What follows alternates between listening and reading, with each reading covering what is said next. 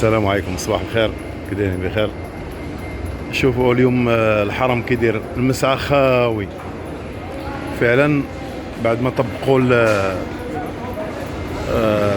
منع الحجاج ولا المعتمرين الدخول لمكة.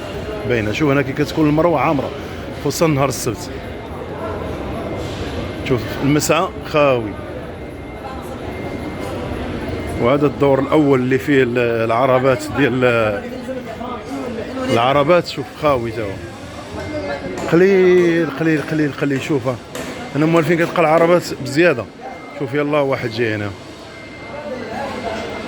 وهنا عاوتاني الطواف، مكان الطواف شوف قليل، ما كاينش كاع البشر. اول مره تنشوفوا الحرم بهذه الطريقه هذه. شوف الطواف خاوي، وكذلك الكعبه، الطواف اللي عند الكعبه شوف خاوي الدنيا، ماشي كيما كانت. يعني فعلا طبقوا هذا النظام ديال سميتو ديال قدوم الحجاج لمكة والمدينة. نهار الخميس وقفوا الناس اللي هما في المدينة ما يدخلوش لمكة، يرجعوا لبلدانهم، وكذلك اللي في مكة ما يمشيوش للمدينة، يرجعوا لبلدانهم.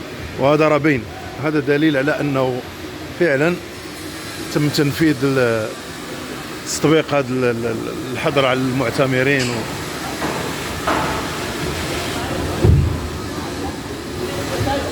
عمرنا ما شفنا المسعى بحال هكا. شوف خاوي مره. هذا المسعى الصفا والمروه، شوف خاوي. الله يستر، صاير بقينا احنا هنا. يلا السلام عليكم.